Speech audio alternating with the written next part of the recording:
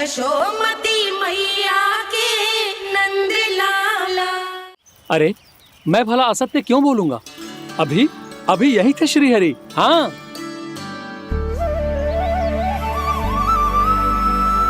हाँ, जैसे श्री हरि को तो कोई कार्य है ही ना।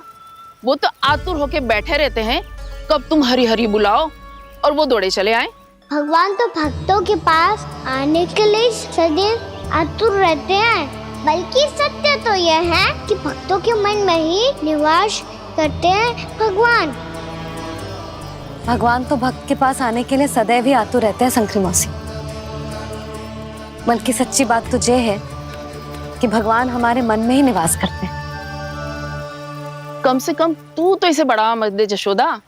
जब देखो जब हरि नाम की रट लगाए रहते है। हरि बोलते बोलते ऐसो बावलो होता है कि सारा कार्य भूल जाता है।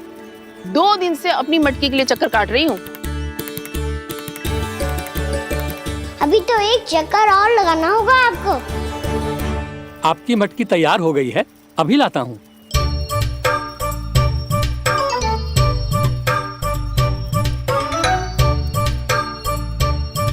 लो जी मटकी।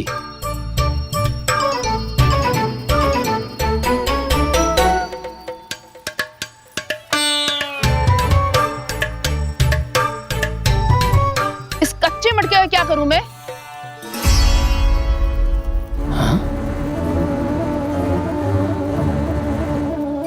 पर इसे तो मैंने भट्टी में पकाया था।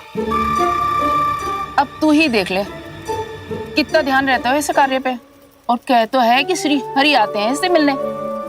हाँ आते हैं और आगे भी आएंगे हमारे श्रीहरि हमसे मिलने। और आके मोक्ष देंगे, है ना?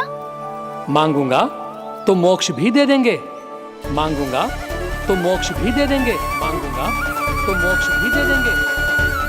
अभी तो ये बता कि तू मुझे मेरी मटकी कब देगो?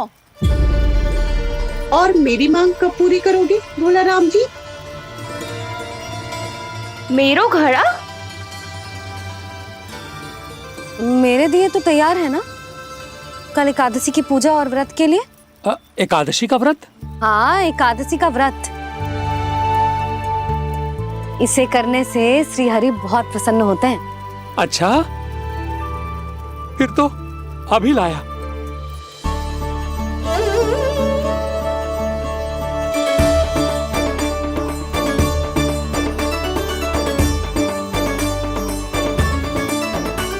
लो जी आपके दिए।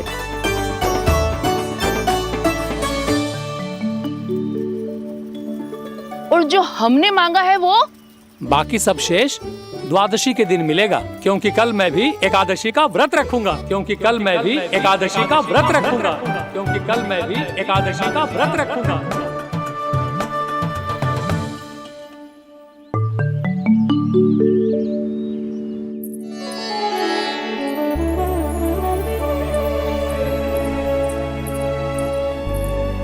जानकी, फूलों का प्रबंध हुआ कि ना?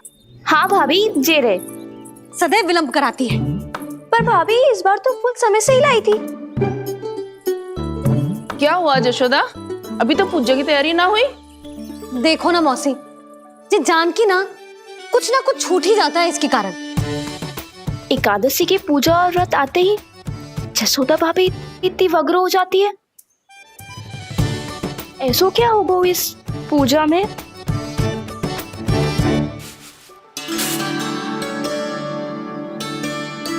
ये थाली में रोली चंदन रखने से, दिया जलाने से के होगो? आपको पता भी है एकादशी का व्रत क्यों रखते हैं? क्या महत्व है इसका? लो, जे तो मैं जसोमती रानी से पूछना भूल ही गया।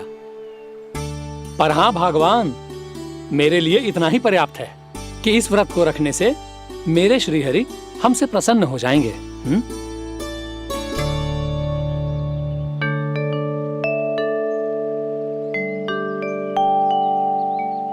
नारायण ही जाने ऐसे कैसे पूजा करते हैं जे श्री हरि की एक मूर्ति तक ना है इनके पास।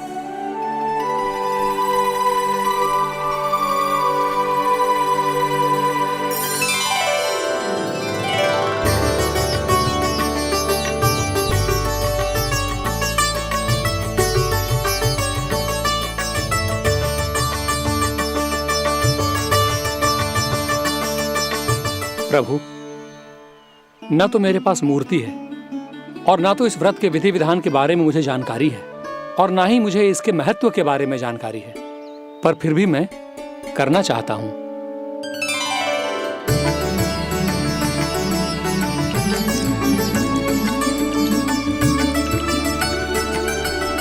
इसीलिए मैं दृढ़ संकल्प लेता हूं, पूरी निष्ठा के साथ, श्रद्धा के साथ और पूरी आस्था के साथ मैं इस व्रत को संपन्न करूंगा।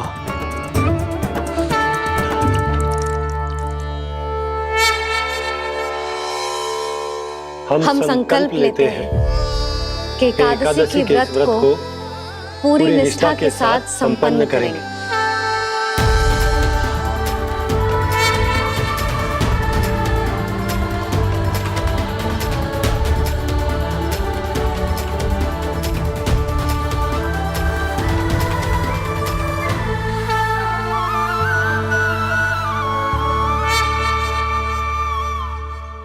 तुलसी जी के पत्ते तो हैं ही ना।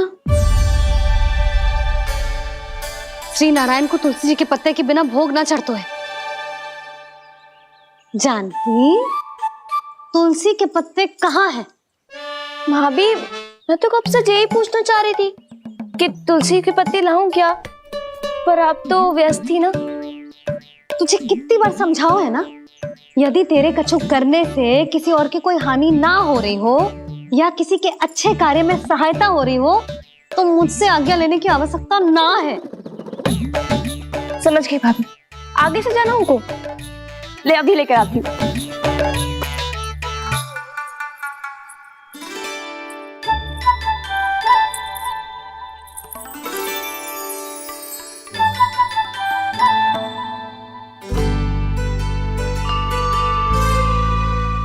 ताऊ, आपने पहले ये व्रत करो है? आपको इसका महत्व पता है? भाभी चलो। जानकी, तुमने ये व्रत करो है? फिर तुमको इसका महत्व पता है? सुमति जी, आपको पता है इसका महत्व?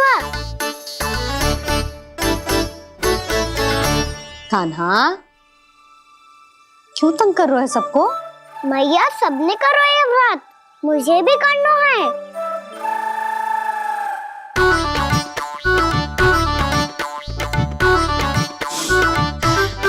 ये व्रत केवल बड़ों के लिए होती है लल्ला। जब आप ये व्रत कर सकती हो, बाबा कर सकते हैं, ये सारी गोपियां कर सकते हैं, वो भी कर सकते हैं, तो मैं क्यों ना कर सकता? क्योंकि तू कल तक भूखा ना रह पाएगा लल्ला। जब भक्त रह सकते हैं, फिर मैं क्यों नहीं रह सकता? मेरा अर्थ है कि नारायण के भक्त मैया, मैया मान जाओ ना, मुझे करने दो ना ये व्रत। अपनी लल्ला पे आप विश्वास ना है आपको? विश्वास है। अच्छा ठीक है, तू भी कर ले।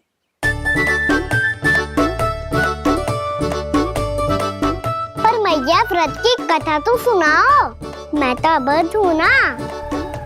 मुझे कैसा पता चलेगा कि ये व्रत करते क्यों हैं?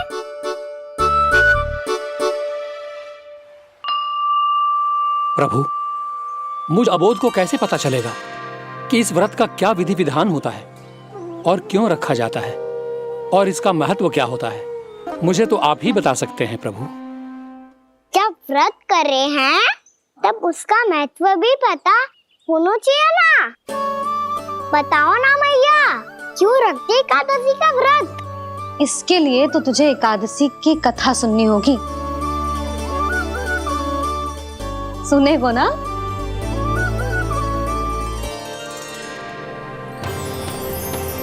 वसुदेव सुतं देवं कंस चाणूरमर्दनम् श्रीहरि,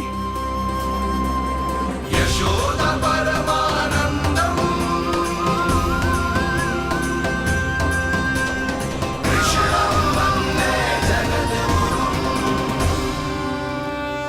प्रभु, अपने भक्तों को एकादशी व्रत का महत्व समझाने का अच्छा उपाय खोज निकाला है आपने।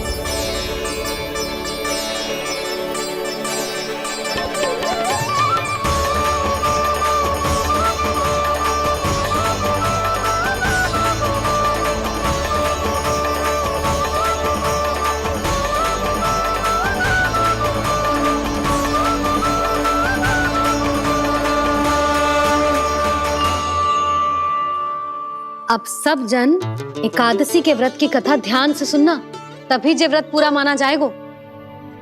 समझो लल्ला।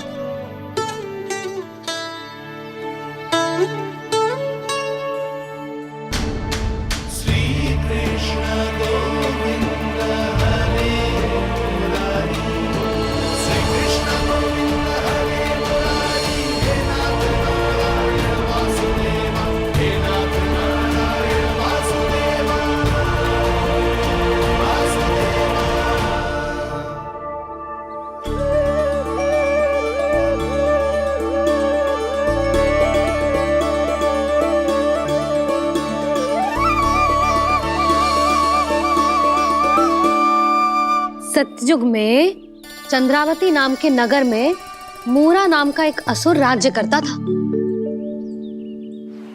ओम ब्रह्मदेवाय नमः।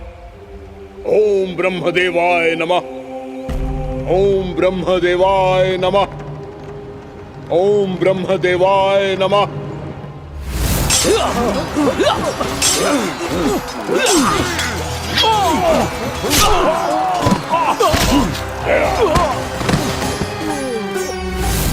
ओम ब्रह्मदेवाय नमः। ओम ब्रह्मदेवाय नमः। जब उसने देवताओं के हाथों असुरों की पराजय देखी, तब वो वरदान पाने के उद्देश्य से ब्रह्मा जी की तपस्या करने चला गया।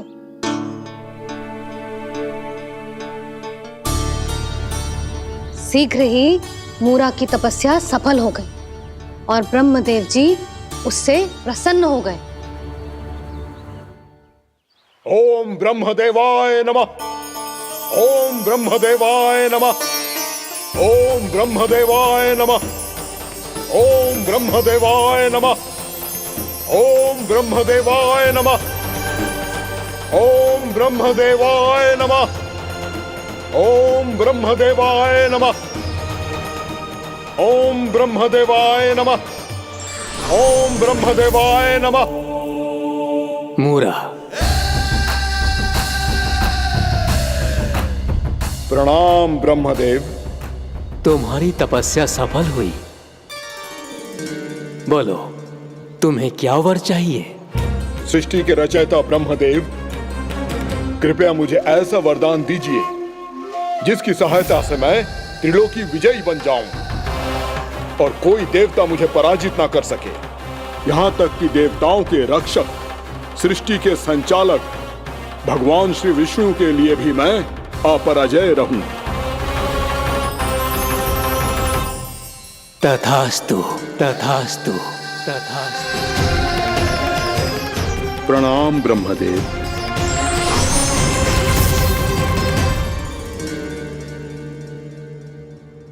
ऐसा वरदान पाकर मूरा बहुत अभिमानी होगा।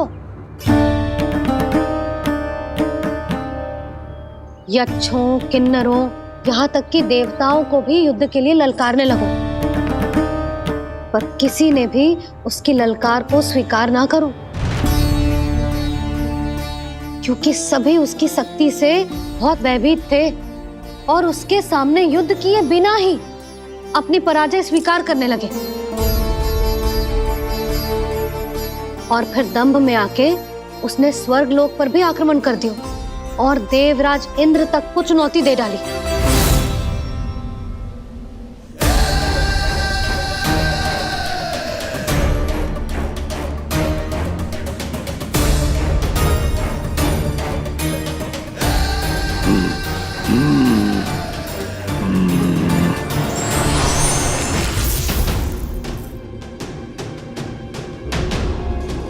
मैं प्रतीक्षा कर रहा हूं देवराज, क्या उत्तर है तुम्हारा? मुझसे युद्ध करोगे या फिर बिना लड़े ही पराजय स्वीकार कर मेरे अधीन हो जाओगे और सौंप दोगे मुझे अपना ये स्वर्ग लोक? सारी शक्ति तुम्हारे मुख में है या कुछ बाहुबल भी है तुम्हारे पास? मैं तुम्हारी चुनौती स्वीकार करता हूं मूरा, मैं तुम्हारी चुनौती स्वीकार करता हूं मूरा।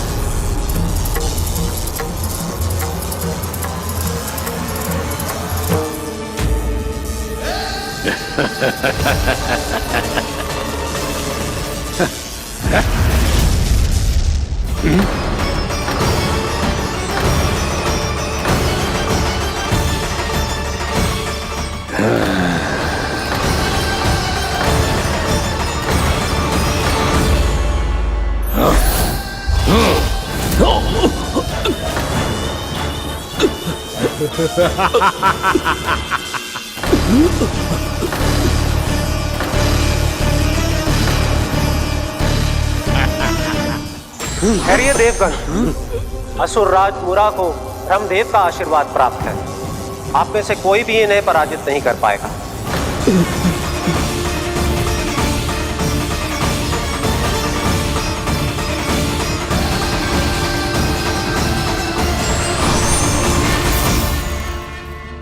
एक अवसर और देता हूं देवराज, युद्ध या अधीनता, क्या उत्तर है तुम्हारा देवराज?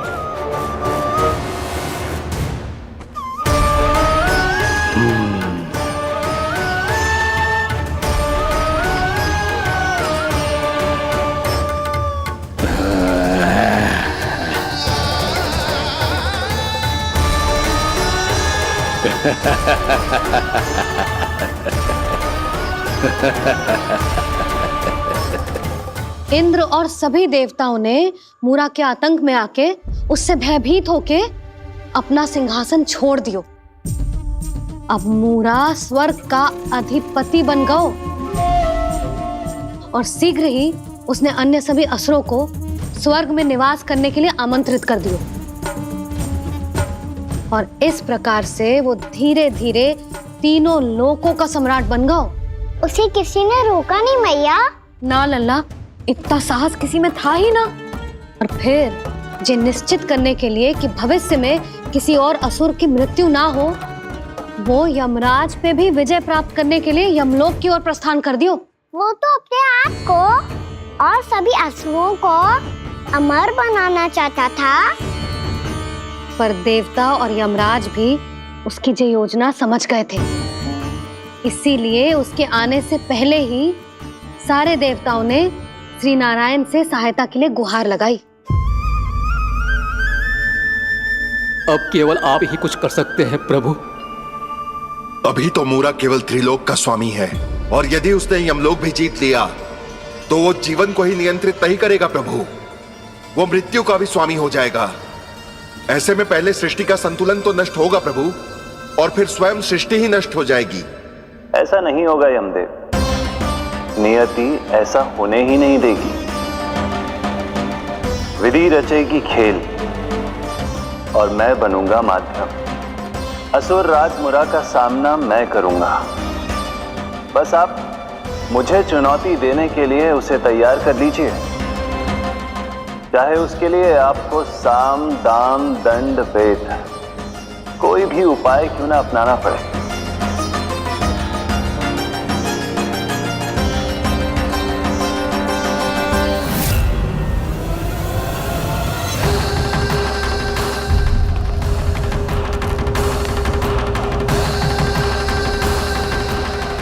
तो मेरी प्रतीक्षा में पहले से ही खड़े हैं यमदेव। तब तो आपने मेरी चुनौती के बारे में भी सुना ही होगा। कहिए, क्या उत्तर है आपका? मेरा स्वागत करके अपना राज्य त्यागेंगे या मेरा सामना करके अपने प्राण? हे असुर श्रेष्ठ, मैं आपकी अधीनता स्वीकार करने के लिए तैयार हूं। बस एक विनती है मेरी। शर्त को विनती का नाम देकर पहलाना चाहते हो मुझे यमराज? असुर राज मूरा के सामने शर्त रख पाओ, इतना सामर्थ्य नहीं है तुम में। इसका आभास है मुझे असुरराज, पर मैं आपकी अधीनता स्वीकार करूं इससे पहले आपको स्वामी धर्म का पालन करना होगा। मेरे पुराने स्वामी के क्रोध से मेरी रक्षा करनी होगी आपको। कौन है तुम्हारा पुराना स्वामी? भगवान श्री नारायण। और छोटी माँ, मूरासुर को तो श्री नारायण से भी रक्षा का वरदान प्राप्त था ना? यही तो श्री नारायण की लीला थी बलराम। पर वो राक्षस अपने दम में जे समझ ही ना पाओ कि वो क्या भूल करने जा रहे है। अब पहुंच गो भगवान श्री नारायण को चुनौती देने के लिए।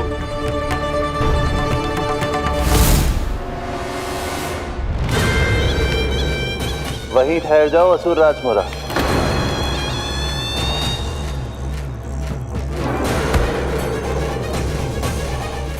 यहाँ क्यों आए? आपको पराजित करने और ये वैकुंठ जीतने,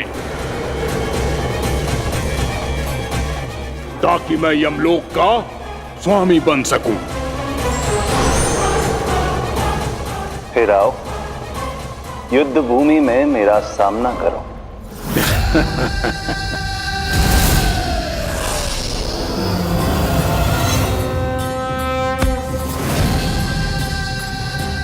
ये नहीं जानते कि इनसे ना हारने का वरदान तो मैं पहले ही प्राप्त कर चुका हूं, इसलिए युद्ध ठीक से आरंभ हो पाए उससे पहले ही इन्हें जीत लूंगा मैं।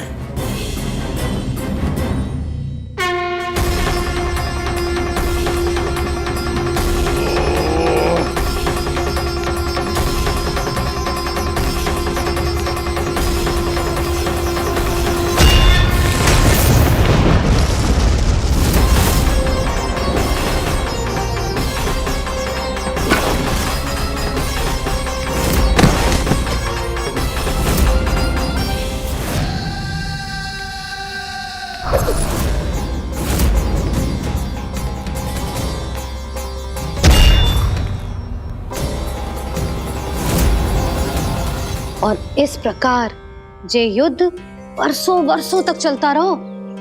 दोनों योद्धा पूरे ब्रह्मांड में अनेक अस्त्रों शस्त्रों के साथ युद्ध करते रहे।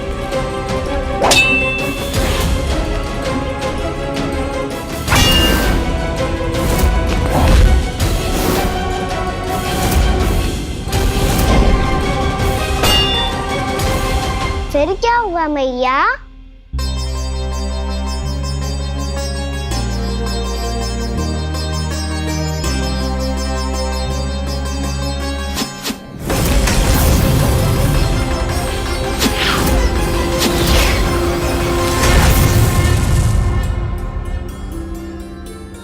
उस युद्ध को कभी समाप्त हुआ हो, पर कैसे? शीघ्र ही वो राक्षस थक गौ लल्ला।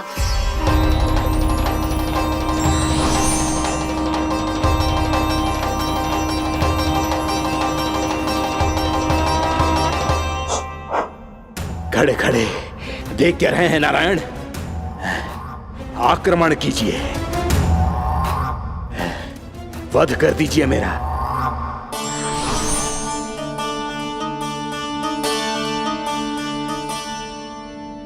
मैं तुम्हारी वीरता से प्रभावित हूं, इसीलिए इतनी थकान की स्थिति में मैं तुम जैसे वीर पर आक्रमण नहीं करूंगा। जाओ विश्राम करो। यदि फिर से युद्ध करने की इच्छा हो तो तुम्हारा स्वागत होगा।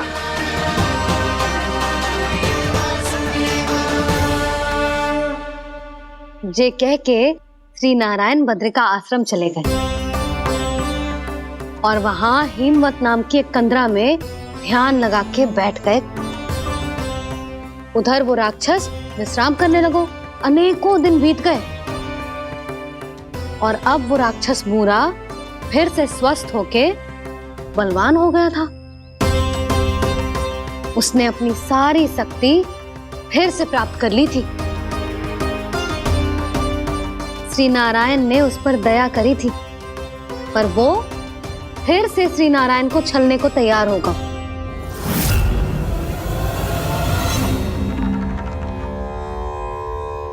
ध्यान में बैठे बैठे श्री नारायण योग निद्रा में चले गए, पर दुष्ट मूरा इसी अवसर का लाभ उठा के उनकी कंदरा में घुस आयो, ताकि वो सोते हुए श्री नारायण पे आक्रमण कर सके।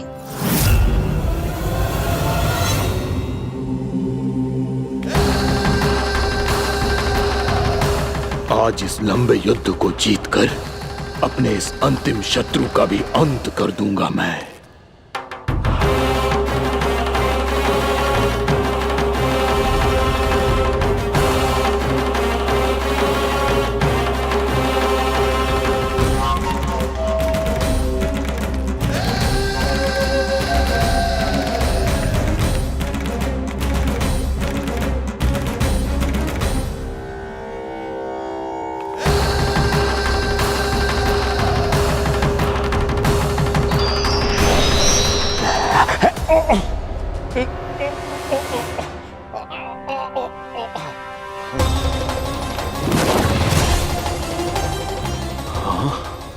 दुष्ट राक्षस, प्रभु ने तुझ पर दया की, तुझे संभलने का अवसर दिया। तू इन्हीं पर ही छल से वार करने चला है।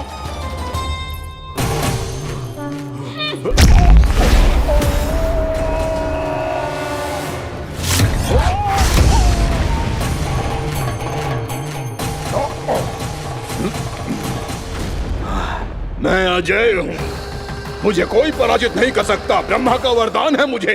तूने नारायण से अपराजय होने का वरदान मांगा था मूर्ख, उनकी शक्ति से नहीं। ध्यान से देख, मैं तेरी मृत्यु हूँ, मृत्यु।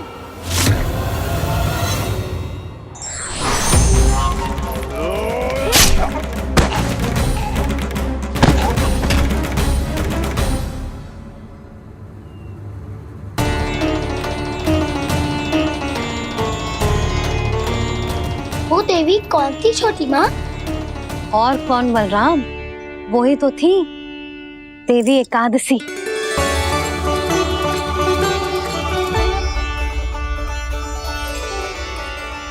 मुझे क्षमा कीजिए प्रभु, आपकी आज्ञा के बिना ही युद्ध करके आपके शत्रु को मृत्यु के घाट उतार दिया। क्षमा नहीं, आपकी तो प्रशंसा होनी चाहिए देवी।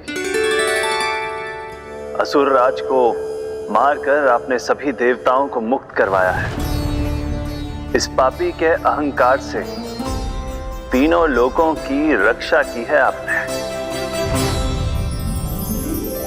आप एकादशी की तिथि पर मेरी एकादश इंद्रियों से उत्पन्न हुई हैं। इसीलिए मेरे सभी भक्त आपको उत्पन्न एकादशी के नाम से जानेंगे। सभी तिथियों में आपका स्थान सर्वश्रेष्ठ होगा। जिस तरह आपने राक्षस के आक्रमण से मेरी रक्षा की है, उसी प्रकार एकादशी के दिन व्रत करके जो भी भक्त आपकी कथा सुनेगा, मैं स्वयं उसकी रक्षा करूंगा। जो आपकी पूजा करेगा उसे मेरी विशेष कृपा प्राप्त होगी, और उसके साथ साथ उसे मिलेगा धन, सिद्धि और मोक्ष।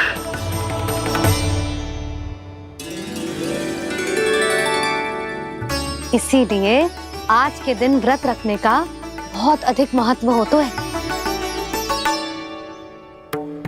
बोलो एकादशी मैया की जय। बोलो श्री नारायण भगवान की जय।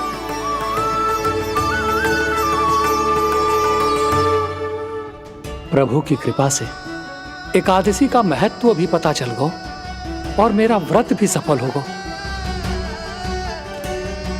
अभी नहीं भूला राम, एकादशी का व्रत पूरी तरह तभी सफल होता है जब द्वादशी के दिन उसे पूरा किया जाता है।